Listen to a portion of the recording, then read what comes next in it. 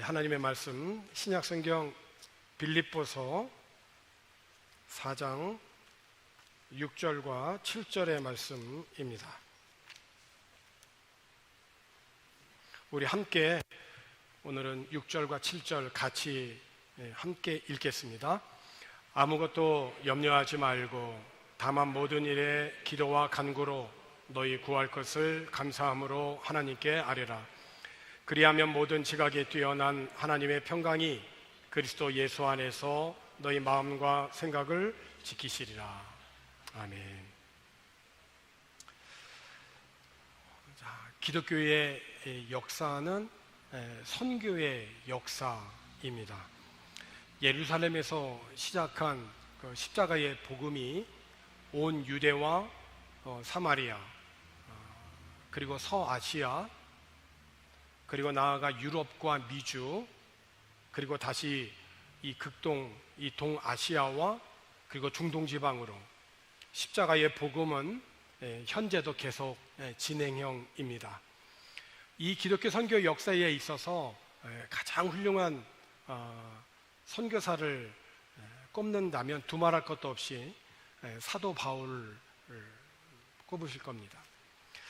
바울은 신약성경 27권 중에서 13권을 성령의 감동으로 기록을 하였고 유럽에 최초로 교회를 세운 선교사입니다. 사도 바울이 그 아시아에서 계속해서 복음을 전하려고 하였는데 이상하리만큼 그 복음의 문이 열리지를 않아서 기도하던 중에 환상을 보게 되죠. 마게도냐 사람, 그러니까 오늘날의 유럽 쪽이죠. 마게도냐 사람 하나가 서서 이곳으로 건너와서 우리를 좀 도우라는 그 환상을 보게 되었고, 이에 바울은 이제 생각하기를 하나님께서 이제 이쪽 아시아가 아닌 유럽 사람들에게 이 복된 소식을 전하라고 우리를 부르셨다라고 하는 것을 확신하면서 바울의 일행은 아시아에서 이제 유럽으로 건너가게 됩니다. 바울이 성령의 인도하심을 따라 배를 타고 마게도니아 네아폴리에 도착하여 빌립보로 가게 되어질 때에 시내가에서 예배를 드리고 있던 몇 명의 유대인들을 만나게 되죠. 이때 그들에게 복음을 들려주었는데 그 중에 그 복음을 듣던 사람 중에 루디아라고 하는 자주색 옷감 장사를 하는 여자가 있었는데 주님께서 이 여인의 마음의 문을 열어주셨어요. 그래서 바울이 전하는 말을 잘 듣고 따르게 되었고, 그리고 바울을 자기의 집으로 초청을 하여서 그 집에 있는 모든 사람들이 다 세례를 받고 그 루디아 집은 가정교회, 이것이 바로 유럽의 최초의 이제 교회가 되어진 거죠. 이후에 이제 교회를 세운 이 바울은 빌립보에서 점을 치는, 근데 그 점을 귀신의 힘을 빌려서 점을 친단 말입니다.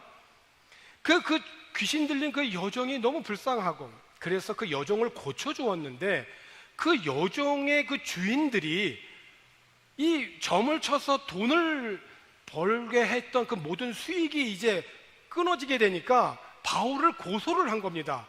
소란하게 했다는 거예요. 그래서 바울은 모함을 받고 옷이 찢겨지고 심한 구타를 당하고 옥에 갇히게 되죠. 근데 바울은 자신의 그 옷이 찢겨지고 그리고 또 구타를 당하고 그럼에도 불구하고 낙심하지 아니하고 감옥 안에서 큰 늦은 시간이지만 찬송하고 기도하던 중에 큰 지진이 일어나게 됩니다. 그리고 사람들에게 매여 있던 모든 것들이 다 풀어져요. 자다가 놀란 이 간수가 죄수들이 다 도망한 줄 알고 스스로 자결을 하려고 하였는데 바울의 권면으로 죽지 아니하고 바울이 전하는 말을 이제 귀담아 듣게 됩니다. 이때 바울이 전한 말이 우리가 잘 알고 있는 사도행전 16장 31절의 말씀 아니에요? 주 예수를 믿으라. 그리하면 너와 내 집이 구원을 받으리라 라고 하는 이 말씀이죠.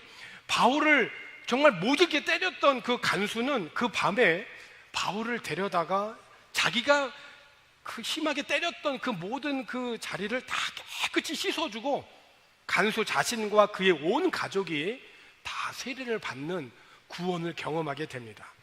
이렇게 바울이 유럽에 발을 딛고 복음을 전하게 되면서 루디아의 집은 교회가 되고, 귀신 들려 점치던 여종은 나음을 입게 되었고, 또 빌립보 감옥의 간수와 그의 온 가정이 예수를 영접하고 세례를 받아서 이들 모두는 다 유럽 최초에 세워진 빌립보 교회의 성도들이 되어진 것입니다. 그러니까 사도 바울은 교회가 없는 지역에 복음을 전해서 그 주님의 교회를 세웠는데, 그 중에 이 마게도냐의 빌립보 교회는 그 여러 세운 교회 중에서 가장 먼저 세워진 것이었기 때문에 사도 바울에게서는 늘 마음이 있는 그러한 빌립보 교회였을 것이에요. 사도 바울의 그 사역을 위해서 여러 지역에서 선교 헌금도 많이 보내주었거든요. 근데 여러분들도 마찬가지겠지만은 아무나 준다고 해서 다 받는 거 아니잖아요. 더구나 바울은 텐트 메이커로 자비랑 선교를 했던 선교사였기 때문에 천막을 만들면서 스스로 텐트 메이커를 했단 말이에요. 그럼에도 불구하고 유독 빌립보 교회의 성도들이 모은 선교 헌금은 받았습니다. 그만큼 바울에게 있어서 빌립보 교회는 마음이 참 편한 곳이었어요. 성도들과의 관계도 매우 신뢰가 있는 그러한 교회였죠. 그래서 사도 바울의 그 서신서들을 보면 항상 서신서에 자기 자신의 신분을 밝히잖아요. 나는 누구입니다 라고 할 때 대표적으로 사도 바울이 사도로서의 그 의심을 평소 받았기 때문에 예수 그리스도의 사도 나 바울은 이렇게 보통 다 자기 자신을 소개를 해요. 사도 바울 서신의 대부분은. 그런데 빌립보에서만큼은 사도라는 말을 쓰지 않습니다. 왜? 모든 사람들이 사도라는 걸 너무나 잘 알고 있기 때문에 굳이 사도라는 말을 쓸 필요가 없었던 거죠. 뿐만 아니라 사도 바울이 로마에서 감옥에서 풀려 나오면 가장 먼저 가서 그래도 육신의 피로를 풀고 싶고 교제하고 싶었던 곳이 이 빌립보 교회예요. 그만큼 바울에게 있어서는 빌립보 교회를 뗄래야 뗄 수 없는 그러한 정말 참 귀한 주님의 핏값을 세운 교회였단 말입니다. 자, 그런데 오늘 저와 여러분이 함께 읽은 이 빌립보서 4장에 있는 말씀 6절, 7절 말씀을 보니까 6절의 말씀에 뭐라고 다 시작하냐면 아무것도 염려하지 말고 라고 시작을 해요. 다른 말로 말하면 뭘까요? 뭔가 지금 빌립보 교회 안에 성도들은 지금 뭔가 염려할 일이 있다는 거예요. 뭔가 염려할 일이 있었기 때문에 빌립보 교회 성도들의 소식을 전해 듣게 된 바울은 그의 그 빌립보서를 통하여서 보낸 서신 아무것도 염려하지 마라 라고 그렇게 서신을 보냈던 거죠. 빌립보 교회 성도들에게 있어서는 어떤 염려가 있었을까요? 크게 두 가지의 염려가 빌립보 교회 성도들에게는 있었습니다. 첫 번째는 사도 바울을 염려했던 겁니다. 그러니까 사도 바울이 무엇을 염려했느냐? 사도 바울이 지금 감옥 안에 지금 갇혀 있는 상황이에요.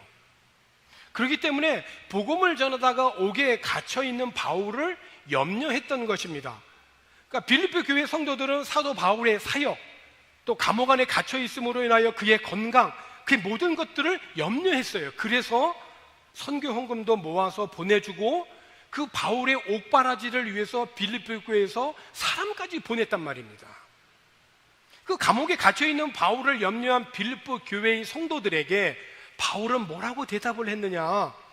오늘 본문에 있는 6절에 있는 말씀 아니겠어요? 아무것도 염려하지 말고 다만 모든 일에 기도와 간구로 너희 구할 것을 감사함으로 하나님께 아뢰라. 그러니까 바울의 이 권면이 다른 누구보다도 빌립보 교회 성도들은 마음에 이렇게 와 닿았을 것이에요. 왜냐하면 바울이 처음으로 빌립보에 와서 복음을 전하다가 귀신 들려 점치는 여종을 고쳐주었는데 이것이 오히려 성을 소란하게 했다라고 하는 그런 여러 가지 죄목을 씌워서 감옥에 갇히게 되었었잖아요. 이 복음을 전하다가 감옥에 갇히게 된 상황을 누구보다도 빌립보 교회의 성도들은 잘 알고 기억하고 있었을 것이에요.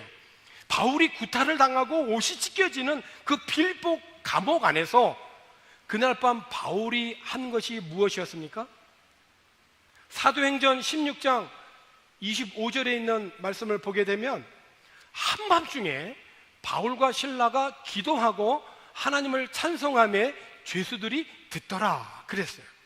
그러니까 기도하고 찬송하는 거, 기도는 이 땅에서 하나님에게 올리는 향이 아닙니까? 찬송은 이미 하나님 나라에 가 있는 거고, 그 찬송은 하나님의 은혜로 하나님의 임재 안에서 하나님을 이 땅에서 경험하는 것이거든요. 하나님의 나라를 경험하는 것이에요, 이 기도와 찬송은. 그러니까 우리가 필요한 것을 기도로 구하고 그 구한 것에 대해서 주실 것을 미리 감사하면서 하나님의 이름을 찬양하는 것은 신앙생활하는 데 있어서 가장 중요한 부분이에요. 이번 한 주간 여러분들의 입에 떠나지 않았던 하나님의 말씀은 어떤 것이었는지, 이번 한 주간 나의 삶에 하나님을 찬양하는 찬양은 어떤 것이었는지, 만약에 우리들의 삶 속에서 하나님을 향한 기도와 그리고 찬양의 삶을 잃어버리게 된다면 너무나 삭막하고 메말라지게 될 거예요. 바울은 복음을 전하고 비록 억울한 모함을 받아서 옥에 갇혔지만은 그 감옥 안에서 기도하고 찬송을 했어요. 그래서 기도하고 찬송하는 중에 일어난 것이 사도행전 16장 26절에 있는 말씀을 보게 되면, 이에 갑자기 큰 지진이 나서 옥토가 움직이고 문이 곧 다 열리며 모든 사람의 매인 것이 다 벗어진지라. 그러니까 찬송과 기도는 이런 하나님의 능력과 은혜를 체험하는 하나님이 우리에게 주신 축복의 열쇠예요. 아마 빌립보서를 처음으로 받아든 사람들 중에는 빌립보 감옥에서 바울을 쳤던, 때렸던 간수도 있었을 거예요. 그 간수도 그걸 읽어봤을 거 아니에요. 바울이 보낸 그 빌립보서를 처음에 받았을 때. 우리야 지금 거쳐서 한국말로 번역해서 한국어 성경으로 우리는 보고 있지만, 사도 바울이 감옥에서 제일 처음에 먼저 기록했을 때 제일 먼저 받아봤던 사람들, 그 빌립보 교회의 성도들 아닙니까? 그 사람들 중에 간수도 있었을 거란 말이에요. 그때의 일을 결코 잊을 수 없었을 터인데, 지금 감옥에 갇혀있는 바울로부터 듣는 권면은 너희들 마음을 졸이거나 염려하지 마라. 염려 대신에 기도해라. 간구와 찬양으로 여러분의 염려를 기도로 바꾸어라 라고 권면한 거죠. 그렇습니다. 주님의 말씀대로 내 키가 작다고 거울 앞에서 하루 종일 내 키가 왜 이렇게 작을까 염려하면 그 키가 1mm라도 커질 수 있을까요? 그렇게 염려해서 키를 한전화 할 수 없는 것처럼, 그렇죠? 일어나지도 않을 일인데 잘못된 정보를 내 안에 입력하여서 마치 일어날 줄로 생각하고 염려하고 걱정하는 일들이 우리들 주위에 참 많습니다. 사탄은 오늘 우리들의 생각에 부정적인 생각을 계속 입력시킵니다. 입력된 생각들이 우리 안에 들어와서 신앙 안에서 그것이 바르게 해석이 되어지고 바른 태도로 내가 출력하지 아니하면 사탄의 먹이가 되는 거예요. 이런 말이 있습니다. 생각은 목적으로 인도하고, 목적은 행동으로 인도하고, 행동은 습관으로부터 나온다. 습관은 인격을 결정하고, 인격은 우리의 운명을 결정한다. 자, 그렇습니다. 그러니까 정말 바른 생각이 필요한 거죠. 믿음 안에서 바른 생각이 오늘 우리들의 삶의 질을 결정하는 것입니다. 오늘 우리들의 삶에 있어서 다양하게 직면하는 상황 속에서 어떤 염려스러울 만한 일들이 입력이 된다 할지라도 그것에 대해서 우리들이 마음을 졸이거나 염려할 것 대신 기도와 찬양으로, 오히려 감사함으로 하나님께 아뢰면, 출력하게 되면 오늘 우리들의 삶에는 하나님이 주시는 예비하신 귀한 은혜의 것들로 많이 맺히게 될 것이라는 거예요. 그러니까 컴퓨터는 입력된 자료들을 근거로 해서 출력이 그대로 나오지 않습니까? 하지만 오늘 저와 여러분은 하나님이 창조하신 존귀한 사람이라는 거예요. 늘 하나님을 기억하고 우리들의 삶의 현장에서 하나님을 바라보고 하나님을 경외하는 하나님의 자녀들인 것이에요. 바울은 빌립보 교회 성도들에게 비록 내가 지금 감옥에 갇혀 있다 해도 염려하지 마라. 염려 대신 기도와 찬양으로 반응하고 모든 것에 대해서 감사함으로 구해라 라고 권하였어요. 빌립보 교회 성도들은 기억이 날 거 아닙니까? 이 편지를 보고 사도 바울이 빌립보 감옥 안에 갇혀 있었을 때 기도와 찬송으로 주님과 이 모든 상황에 직면하여 반응하였을 때 큰 지진이 일어나게 되었고, 그 이후에 간수와 그의 가족이 다 예수를 영접하고 구원을 얻는 그러한 일들이 빌립보 성도들은 누구보다도 잘 기억을 하고 있었을 거란 말이에요. 자, 그렇습니다. 로마서 8장 28절에 있는 말씀을 보니까 우리가 알거니와 하나님을 사랑하는 자 곧 그의 뜻대로 부르심을 입은 자들에게는 모든 것이 합력하여 선을 이루느니라. 네. 하나님은 하나님을 사랑하는 자들을 위하여서 선을 행하시는 분이십니다. 우리에게 일어나는 어떠한 일도, 심지어 우리가 보기에 최악으로 여겨지는 일들도 하나님 아버지의 특별하신 섭리 가운데에 이루어지는 일들이고, 궁극적으로 우리들에게는 좋은 결과를 가져다 줄 것입니다. 그러므로 오늘 내 뜻이 좌절이 되어지고 내 현실이 비참해 보인다 할지라도 그 속에서 오히려 기뻐하고 든든해 할 수가 있는 것입니다. 왜냐하면 하나님은 반드시 선을 이루실 것이기 때문에 그렇습니다. 두 번째, 빌립보 교회 성도들의 염려는 에바브로디도의 건강에 대한 염려였습니다. 에바브로디도는 바울이 로마의 감옥에 갇혀 있을 때에 그 로마에 갇혀 있는 그 바울의 옥바라지를 위해서 빌립보 교회에서 보낸 사람입니다. 그는 빌립보 출신이에요. 고향이 빌립보예요. 바울을 위해서 그 먼 빌립보에서 로마까지 온 충성스러운 자였고, 그는 로마로 올 때 바울에게 줄 귀한 선물을 가지고 왔어요. 그래서 빌립보에서 보면 앞부분에 보면 이 선물로 참 감사했잖아요, 사도 바울이. 에바브로디도는 자신의 삶 전체를 걸 정도로 하나님을 섬기는 일에 열성이 있었고 목숨까지도 기꺼이 버리려는 자세를 가지고 있었어요. 빌립보서 2장 30절에 있는 말씀을 보면 그가 그리스도인을 위하여, 그가 하나는 에바브로디도예요. 그러니까 바울을 옥바라지하기 위해서 빌립보에서 로마까지 간 사람, 그 에바브로디도가 그리스도의 일을 위하여서는 죽기에 이르러도 자기 목숨을 돌보지 아니한 것은 나를 섬기는 너희의 일에 부족함을 채우려 함이라. 그러니까 주님을 위해서 자신의 건강을 돌보지 않고 죽기까지 헌신했던 에바브로디도는 빌립보에서 로마까지 오는 긴 여로에 지쳐서 심각한 그런 병에 걸려 고통을 받았죠. 우리 한국교회 제자훈련을 일으키신 우리 고 오카눈 목사님께서 그 장례식장의 그 기사를 한번 읽었던 적이 있습니다.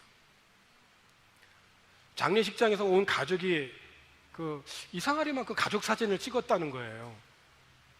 그래서 나중에 알아보니까는 그 옥 목사님께서 늘 제자 훈련하시고 목회하시고 그 사역을 하시면서 가족 사진 한번 제대로 변변히 찍은 적이 없었다고 그러더라고요. 그래서 그 장례식장에서 그 영정사진 뒤에서 가족들이 함께 모여서 가족 사진을 찍었다고 하더군요. 목회자가 평생 헌신하면서 그 가족을 좀 이렇게 따뜻하게 소홀히 이렇게 따뜻하게 하지 못하는 그런 면이 있는데, 그걸 후회하셨으면서도 다시 목회가 주어진다면 그렇게 할 수밖에 없는, 정말 자신의 그 건강을 돌보지 않고 죽기까지 헌신했던 사람이 바로 이 에바브로디도, 바울의 곁에서 바울의 동역하는 그런 사역자였거든요. 그런데 그가 그 온 긴 그 여로 끝에 심각한 병에 걸려서 로마에서 죽게 되었다는 거예요. 그 소식을 알게 된 빌립보 교회 성도들이 염려가 되었던 겁니다. 근데 다행히 그가 병에서 회복이 되어지죠. 다시 빌립보로 돌아가게 되었는데, 그 빌립보로 다시 돌아가는 그 편에 편지를 건네준 그것이 빌립보서인 거죠. 그러니 건강한 죽을 줄로만 알았던 에바브로디도가 건강한 몸을 회복해서 오는 것도 감사하고, 그 편에 가지고 온 바울의 그 편지 빌립보서도 읽고 얼마나 감사했습니까? 그래서 그 빌립보서의 그 서신서를 보면 감옥 안에서 쓴 것 같지 않게 기뻐하라고 하는 말이 16번이나 나와요.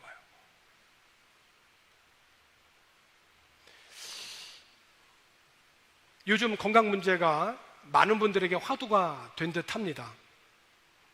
그래서 음식도 가려 먹고 또 운동도 하고, 추석을 전후해서 서로 덕담을 나눌 때 빠지지 않는 것이 하나 있다면 건강이었던 것 같아요. 우리들이 자연적인 재해나 치명적인 사고로 건강을 해친 경우도 있지만은,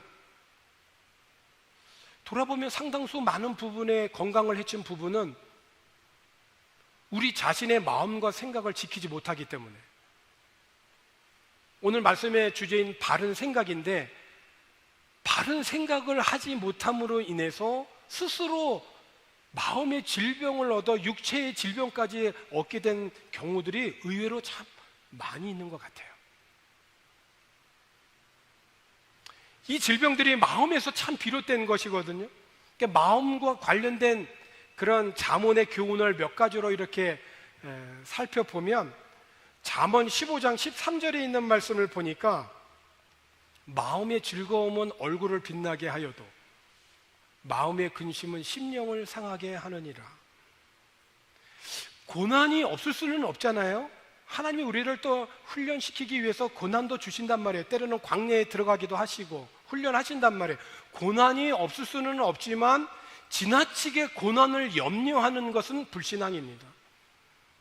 고난 중에서도 위로하시는 하나님 때문에 우리가 즐거워하고 항상 잔치하는 마음과 빛나는 얼굴로 살아갈 수 있는 것이, 오늘 사망과 죽음의 권세를 이기시고 부활하신 예수 그리스도를 바라보고 믿는 신앙하는 오늘 우리 그리스도인들의 특권 아니겠습니까? 마음의 즐거움은 얼굴을 빛나게 합니다. 그러나 그 마음의 근심은 심령을 상하게 하고 상하게 하고 상하게 하는 거예요. 그래서 잠언 15장 15절에 있는 말씀에 보니까, 고난받는 자는 그날이 다 험악하나 마음이 즐거운 자는 항상 잔치하느니라. 꼭 맛있는 음식이 있어야만 항상 잔치하는 것은 아니잖아요. 우리에게는 영원히 주님과 동행하고 살 수 있는 구원의 감격과 은혜가 있는 그러한 자들이에요. 마음이 즐거운 자는 항상 잔치하느니라. 잠언 17장 22절에 보니까 마음의 즐거움은 양약이라도 심령의 근심은 뼈를 마르게 한다. 뼈는 뭡니까? 뼈는 인간의 기본적인 구조잖아요. 피를 만들잖아요. 근데 심령이 근심을 하게 되면 뼈가 마른대요. 주님 안에서는 모든 것이 다 잘 될 것이라고 하는 태도로, 내가 할 수 없거든 염려하지 말고 일의 시종을 주장하시는 하나님께 맡기실 수 있기를 주의 이름으로 권합니다. 근심은 문제를 해결하지 못합니다. 오히려 건강을 해치게 됩니다. 다 맡기고 의지하는 태도는 몸에도 유익할 것입니다. 이 잠언 28장 14절에도 항상 경외하는 자는, 그러니까 앞에 뭐가 하나 빠졌겠죠? 주어가 하나님을 항상 경외하는 자는 복되거니와 마음을 완악하게 하는 자는 재앙에 빠져. 스스로 마음을 완악하게 하는 거예요. 재앙에 결국 빠질 수밖에 없는 거죠. 우리들의 마음이 항상 하나님의 말씀에 힘을 얻어서, 때로는 우리들이 어떤 일들을 만날 때 순간적으로 마음의 감정이 상하고 지치고 힘들고 괴롭고 고통스러울 때 있잖아요. 근데 그걸 계속 묵상하면 그대로 가는 거예요. 그런데 그때에 내가 암송했던 말씀, 내가 지금 이번 주에 암송해야 될 말씀, 이 말씀을 내가 암송을 하는 거예요. 그러면 오히려 내가 지금 여러 가지 많은 힘들고 어려운 일들을 지금 만났지만 그 말씀이 주시는 그런 힘으로 인하여서 이 어려움을 극복할 수 있는 넉넉한 은혜를 하나님이 주신단 말이에요. 신앙에 어디 다른 대안이 있겠습니까?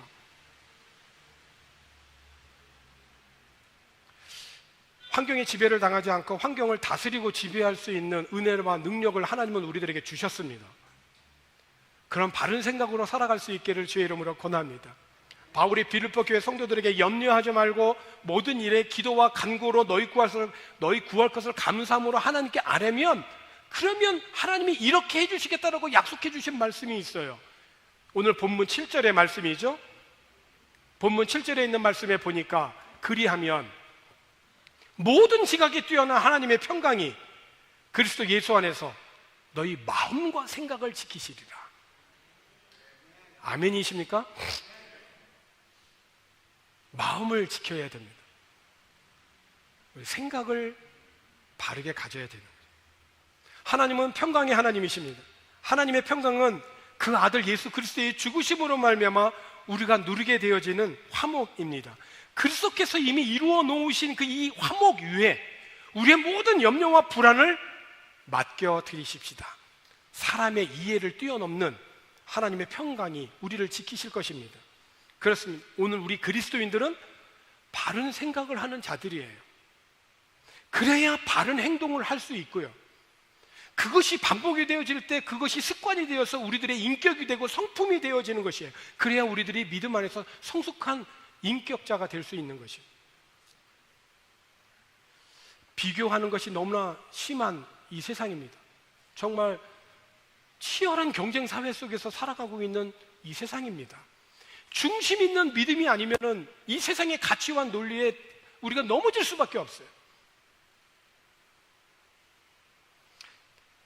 그 믿음과 마음이 하나님의 말씀 안에 지켜져서 그 세상의 가치와 기준을 뛰어넘는 삶의 진정한 의미와 목적을 추구할 수 있는 저와 여러분 되기를 권합니다. 바른 생각으로 행복하고 영향력 있는 삶을 산 사람을 뽑으라고 한다면 저는 요셉을 꼽는 데 주저함이 없습니다. 그는 형들의 시기로 말미암아 청소년의 시기에 안정된 부모의 그 가정에서 떠나 애굽의 종으로, 노예로 팔려갑니다. 노예는 미래가 없어요. 노예는 사람이 아니에요. 노예는 물건이에요. 그냥 병들면 버리면 죽이면 그냥 버리면 되는 거고요. 사람이 아니에요. 노예는. 근데 그 노예로 팔려갔단 말입니다. 하루아침에. 근데 그 요셉은 하나님의 선하심을 한 번도 의심하지 않았어요. 비록 몸은 노예의 신분이었지만 그의 마음과 그의 생각은 항상 하나님이었어요. 그래서 어떤 큰 유혹을 당하였을 때에도 내가 하나님 앞에 있다는 생각을 늘 가졌었기 때문에 그 유혹을 이길 수가 있었어요. 바른 생각을 가질 수 있었다고요. 그것이 그의 삶을 노예였지만 안전하게 지켜준 원동력이었던 거예요. 가장 극적인 부분은 뭐죠? 훗날 자신을 애굽의 노예로 팔았던 형들과의 만남이죠. 하나님의 섭리로 애굽의 총리가 되어진 이 요셉이 기근으로 말미암아 양식을 구하러 요셉의 앞에 머리를 수그리게 되죠. 그런데 그 형들에게 자신의 신분을 밝히잖아요. 그러니까 형들이 얼마나 걱정하고 염려가 됐겠습니까? 이제는 자기네들은 죽은 목숨인 거죠.